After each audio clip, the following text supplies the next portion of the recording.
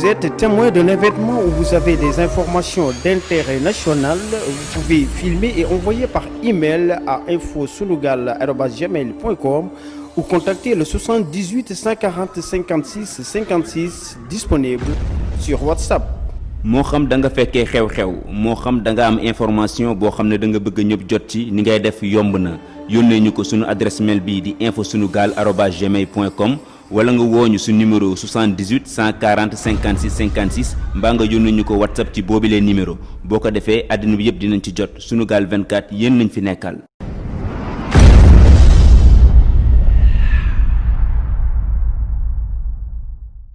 ginnaaw bu Orange yokkee seen tarif yi ñenn ci sénégalais yi di ko ñaawlu ak di ko nakaalu waaye Y'en a marre nee nañ duñu des ginnaaw ba tey ci mardi bi xëy nañ ba déposer lii di seen lettre de protestation lañ fa nemmeeku nag wute na ak bi keroog bi ndax tey dalal nañ leen dugal leen ci biir ñu sekk waxtaan. sénégalais yi nanguwuñ ci am nañu droit wu ñëw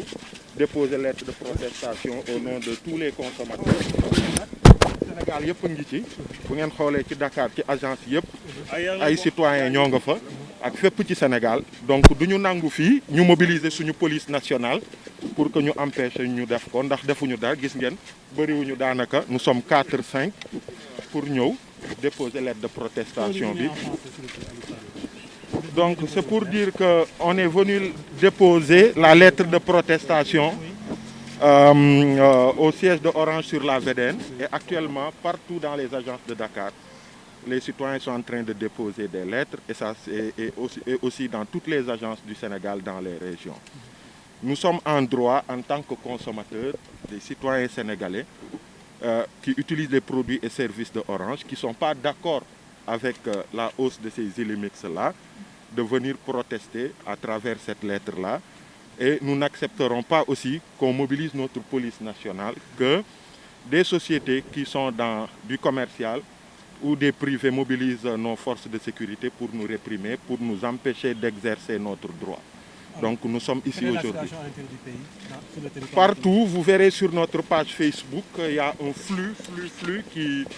qui rend compte à temps réel de tout ce qui se passe actuellement dans les régions. Partout au Sénégal, les citoyens sont en train de déposer des lettres de protestation. Et Dieu sait, ils en recevront beaucoup aujourd'hui chez Orange. Merci beaucoup.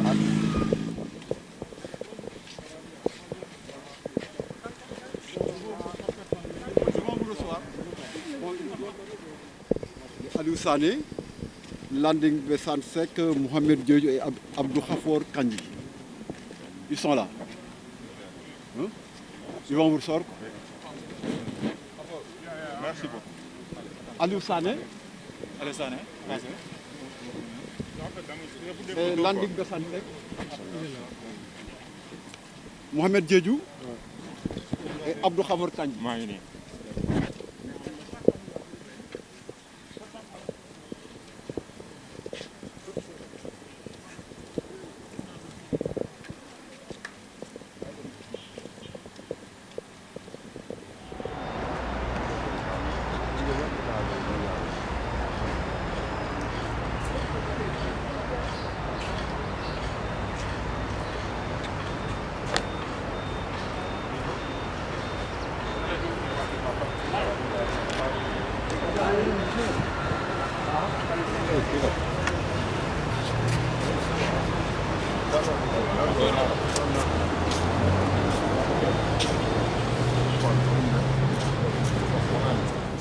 ñuy dalal association Y'en a marre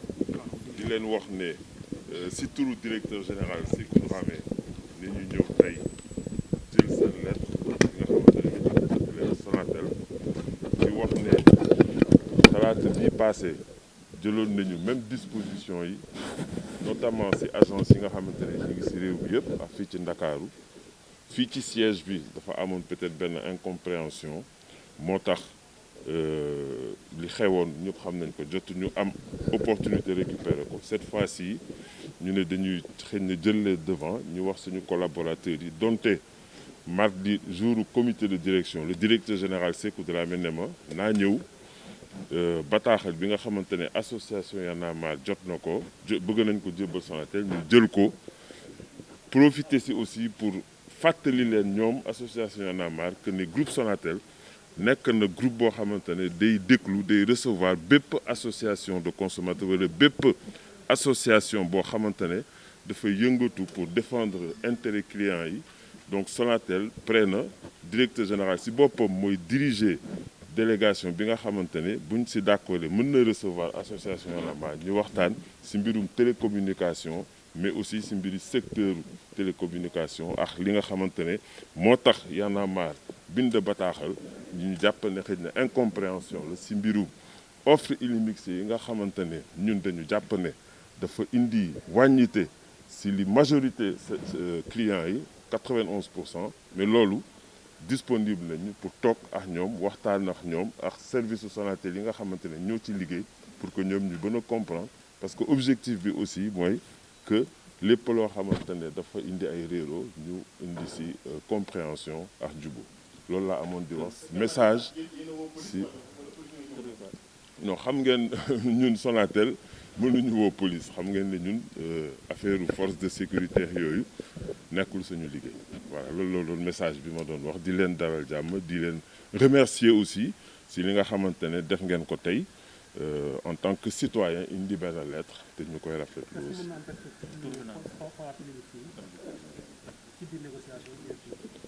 non amul négociation tey dañuy ñëw pour jël bataaxalu association Y'en a marre je crois que loolu mooy wax ji tey. waaw li si xew nag yëpp gis suivre ngeen ko defe naa directeur général ARTP mi nga xamante ne mooy réguler secteur bi wax na ci lu yaatu defe naa li ñun bu fekkee ne loolu am na amatul lu ñu si wax en tout cas si presse bi mais en tout cas li ñuy wax mooy renouveler réaffirmer ne ñun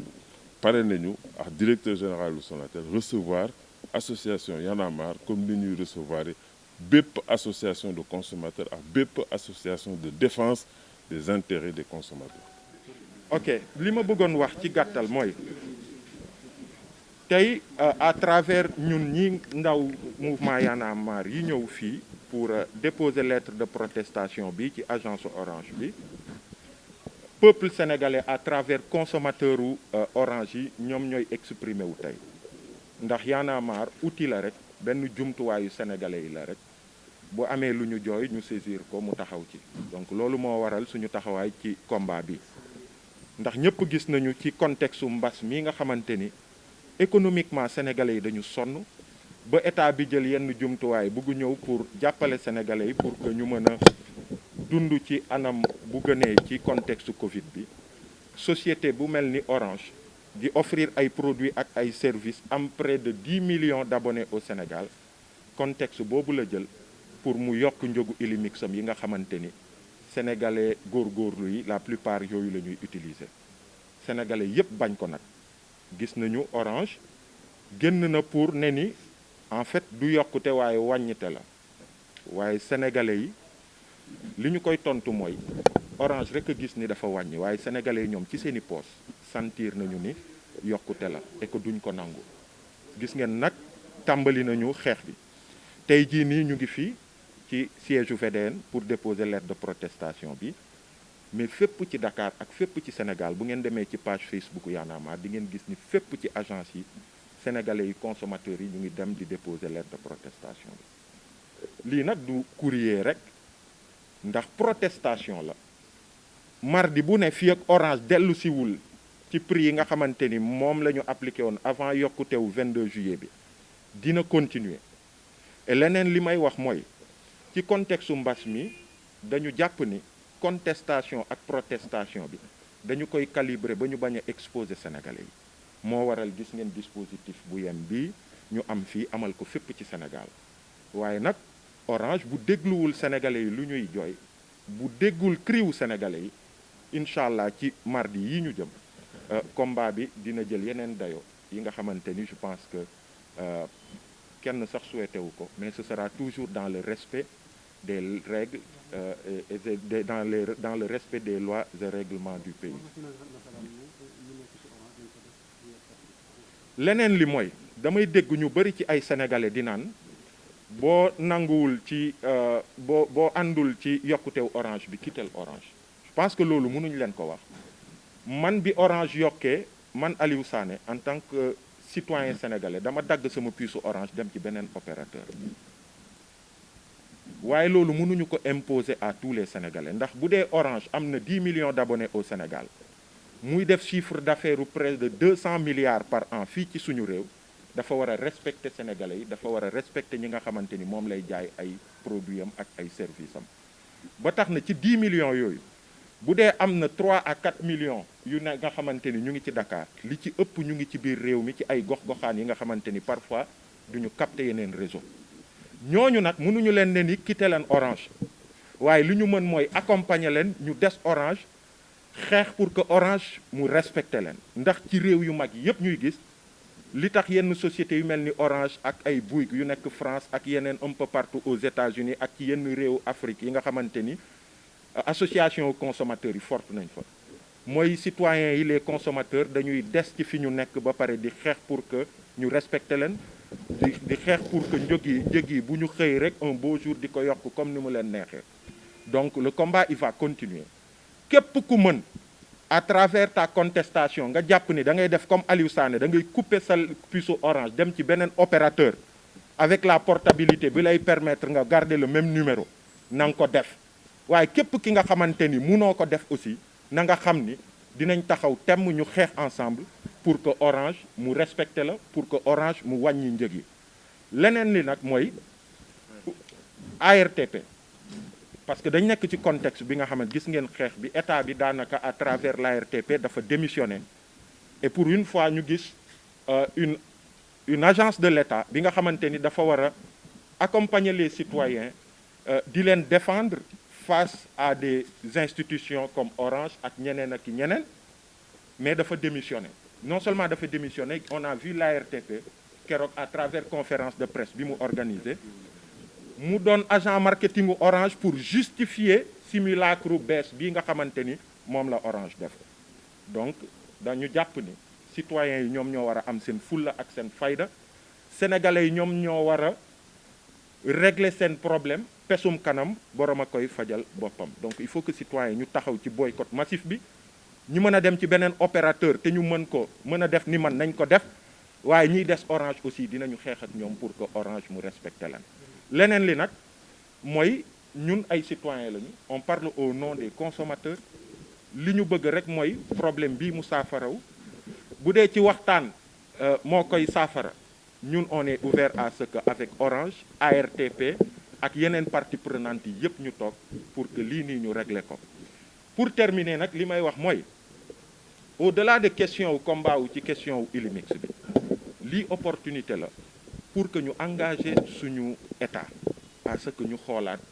suñu souveraineté ci mbirum télécommunication pour que ñu xoolaat pour que Sonatel bi sénégalais yi xamoon Alizé bi sénégalais yi xamoon ñu fexe ba mu doonaat li nga xamante ni day doon moomeelu Sénégal ndax fii ci Orange sax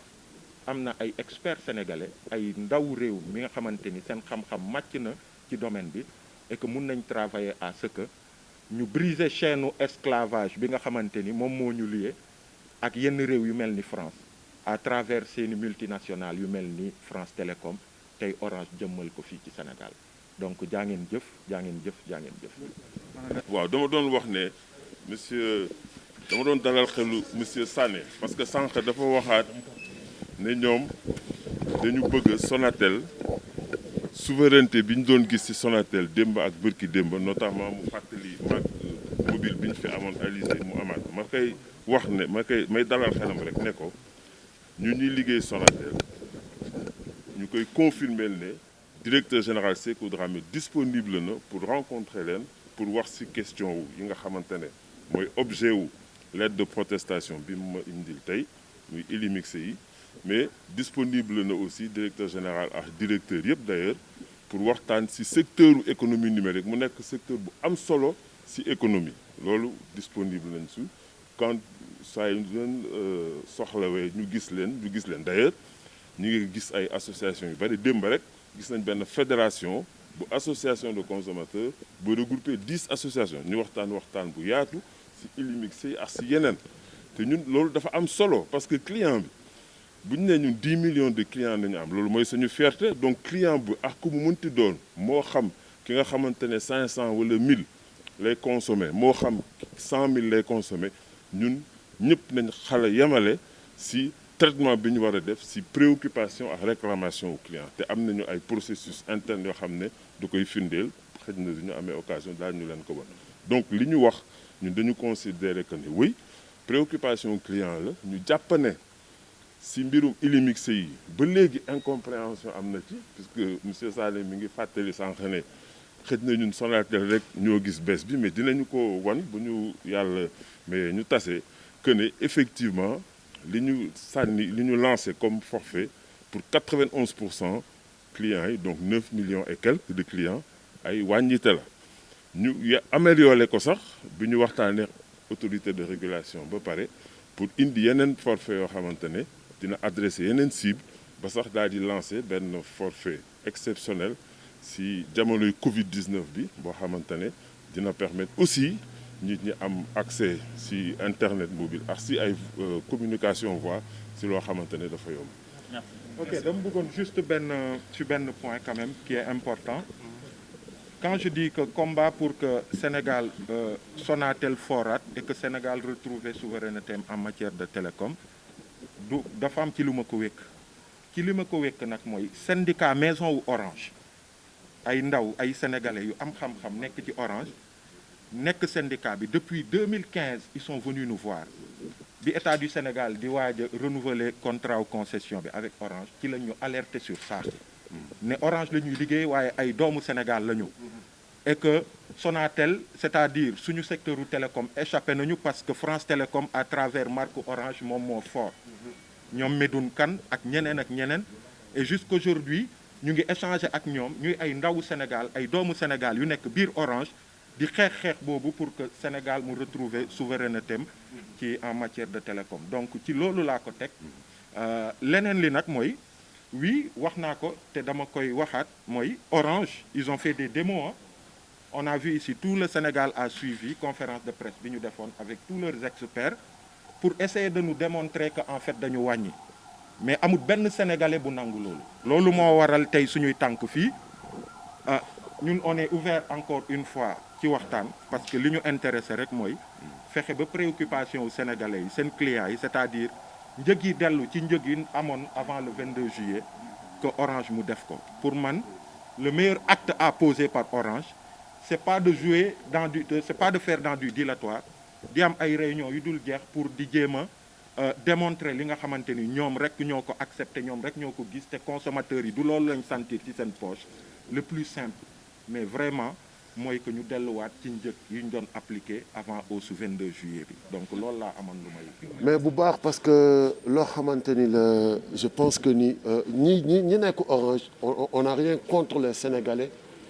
ñi nga xamante ni ñu ngi liggéey ci boîte bi au contraire c'est des gens yoo xamante ni ñu fi fekk ñu am cër ci doomu aadama lañu dalal nañ ñu jaajëf dalal nañ ñu donc wax nañoo ak ñun waxu nit mais lépp loo gis rek nit ki dina ci sensible ci lañ ko dénk je pense que ni Orange dina sensible ci préoccupation ci li nga xamante ni loolu la client bi bëgg c'est juste ça dinañ j'ai de l'espoir yaakaar naa ni Orange dina ki sensible te dinañ ci taxawee ni nga xamante ni noonu la ko client bi bëggee jaajëf.